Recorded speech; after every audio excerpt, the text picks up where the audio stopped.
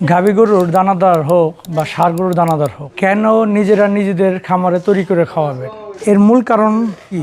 আসলে দানাদার তো বহু মানুষই খাওয়াচ্ছে, তার থেকে আপনাকে একটু ডিফারেন্ট ওয়েজ যেতে হবে। কারণ বাজারে যে ধরনের দানাদার সাধারণত আমরা খেয়ে থাকি, আমরা কখনো চিন্তা করি না যে আমাদের দানাদারের ভিতরে কী পরিমাণ ভেজাল থাকতে পারে। এটাকে আপনাদের সামনে ভুট্টার ভেজাল তুলে ধরেছিলাম। আজ প্রত্যেকটি বিষয়ে দানাদার আমাদের খাবারের একটা একটা করে আপনার সামনে তুলে ধরবো।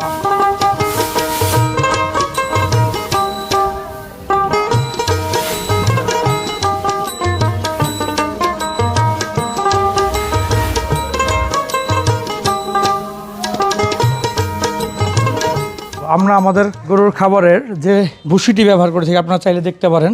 এই ভুসিটি আসলে গমের মোটা ভুসি, কিন্তু ওজনে অনেক হালকা এবং গুঁড়া না, একটু ফাইবার মোটা। এর ভিতরে কোনো ধরনের ময়দা মিশ্রিত নাই, ওজন অনেক হালকা। কিন্তু বাজারে যে প্রচলিত যে ভুসিটি আমরা লোকালে পেয়ে থাকি, এই ভুসিটি ভিতরে প্রচুর পরিমাণ ময়দা এবং পানির আর্দ্রতাটা বেশি থাকে। আমরা চেষ্টা করি গমের ভুসিটি সেনা বা ফ্রেশ কোম্পানির ভুসি এটি ব্যবহার করার জন্য চেষ্টা করে থাকি, এবং আমাদের নিজস্ব মিলের উৎপাদিত বাছাইকৃত এবং ঝাড়া যে ফ্যান করা যে ভুট্টা, সেই ভুট্টা মেশিনে ভাঙিয়ে আমাদের নিজেদের গরুর জন্য দানাদার খাবার করে থাকি। মোট সবকটি উপাদানের ভিতরে আমরা গমের ভুসিটি সব থেকে বেশি প্রায়োরিটি দিই, এবং তারপরেই স্টেপে আমরা ভুট্টারটি প্রায়োরিটি দিয়ে থাকি। এর পাশাপাশি গাভী গরুর ক্ষেত্রে যেহেতু ফ্যাট পার্সেন্টেজ আমাদেরকে মেনটেন করতে হয়, আমরা ফ্যাটের জন্য দানাদার হিসেবে সোয়াবিনের যে সোয়াবিন মিল্ক যেটি বলে থাকি, সেটি সোয়াবিন মিল্ক ব্যবহার করে থাকি। এটি ফ্রেশ কোম্পানির সোয়াবিন মিল্ক, যে হাই প্রোটিন এবং লো প্রোটিন পাওয়া যায়। আপনারা চাইলে সবটি ব্যবহার করতে পারবেন। লো প্রোটিনে ফাইবারের পরিমাণ বেশি, হাই প্রোটিনে ফাইবার কম, ফ্যাট বেশি, কিন্তু গরুর জন্য লো প্রোটিনটাই বেশি ভালো। এর পাশাপাশি আমরা সোয়াবিন হাল ব্যবহার করে থাকি। এটি সোয়াবিনেরই খোসা, এবং এখানেও কিছু পরিমাণ ফাইবার এবং ফ্যাট রয়েছে যেহেতু সোয়াবিনের অংশ। এবং পুরার বিপরীতে আমরা আমাদের খাবারে ডিওরবি, যেটি রাইস পলিশ থেকে, রাইস ব্রান থেকে তেল বের করার পরে যে ফাইবারটি থাকে, এই বেশি প্রোটিন পাওয়ার জন্য আমরা এই ধরনের ডিআরবি ব্যবহার করে থাকি। এই ধরনের ডিআরবি পাওয়ার জন্য আপনারা আমাদের সাথে যোগাযোগ করতে পারেন। এবং ডিআরবির পাশাপাশি আমরা 3টি ডালের ভুসি আমাদের গরুকে দিয়ে থাকি। এর ভিতরে একটি ভুসি হলো গাভীর ভুসি।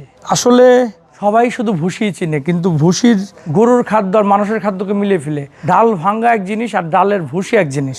আমাদের খাবারের ভিতরে সবসময় আমরা খেয়াল করি ভুসি বলতে ভুসি যেটা কোনো উপাদানের উপরের অংশ, যেটি খোসা। আমাদের ভুসিগুলোতে দেখেন, এখানে খোসা ছাড়া ডালের অংশ খুবই কম। যদি আমাদের ডাল দিতে হয় তাহলে আমরা আলাদা ভাঙিয়ে দেব। চেষ্টা করব ডাল মিশ্রিত ছাড়া, ধুলাবালি মিশ্রিত ছাড়া যে খালি ছোলার ভুসি পাওয়া যায়, এটি আমরা সংগ্রহ করার চেষ্টা করে থাকি। এবং পাশাপাশি আপনারা দেখতেছেন, এটা হলো খেসারির ভুসি।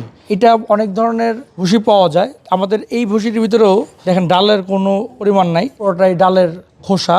এবং আপনারা চেষ্টা করবেন একটু বাছাই করে, বাজারে যেয়ে যাচাই বাছাই করে এই ধরনের উপাদানগুলো কেনার জন্য। এই দুটি ভুসির পাশাপাশি আমরা ডালে আরেকটি ভুসি যেটা দিয়ে থাকি, সেটা হলো মুসুরির ভুসি। এই মুসুরির ভুসিটি আপনারা চাইলে দিতে পারেন, মোটামুটি দামে সাশ্রয়ী হবে মুসুরির ভুসিটি। কিন্তু গাভী গরুর জন্য খেসারির ভুসিটি আমি বেশি প্রাধান্য দিই, পাশাপাশি ডাবরি এবং মুসুরির ভুসি দিয়ে থাকি। এই যে উপাদানগুলো দেখছেন, এর পাশাপাশি সবচেয়ে গুরুত্বপূর্ণ সাপ্লিমেন্ট যে বিষয়গুলো রয়েছে, যেগুলো আপনাদের বাজার থেকে দানাদার কেনার পাশাপাশি আপনারা সাপ্লিমেন্টগুলো দিয়ে থাকবেন। আমরা আমাদের যে দানাদারের সাপ্লিমেন্ট দিয়ে থাকি, ক্যালসিয়াম এবং ফসফরাসের ঘাটতি পূরণের জন্য ডিসিবি, এসিআই কোম্পানি ডিসিবি অথবা অপসিনিন কোম্পানি ডিসিবি ব্যবহার করে থাকি। পাশাপাশি গরুর দানাদারের সবথেকে গুরুত্বপূর্ণ একটা পার্ট, যে খাবারগুলো আমরা খাওয়াচ্ছি, এই খাবারের হজম হওয়ার জন্য লিভারের সুস্থতা জরুরি। আমরা লিভার সুস্থতার জন্য লিভার টনিক পাউডার, যে ভিটামিন পাউডার পাওয়া যায়, এটি আমরা আমাদের খাবারের প্রতি 1000 কেজিতে 1 কেজি আমরা দিয়ে থাকি। আজকে আমরা 2 কেজি এটা দিব। এবং দানাদারের ফ্যাট সোর্সের পাশাপাশি আমরা বিভিন্ন কোম্পানির ফ্যাট ব্যবহার করে থাকি। আপনারা চাইলে আপনাদের ফ্যাট বাড়ানোর জন্য সাপ্লিমেন্ট ফ্যাট দিতে পারেন। এবং আমরা বিভিন্ন কোম্পানির এসকেএফ, ভিটাডিবি প্লাস, ডিবি পাউডার, যেটি এটিও একটা হাই প্রোটিনযুক্ত আর কি, ভিটামিন মিনারেল সমৃদ্ধ একটি ডিবি, এটি আমরা দিয়ে থাকি।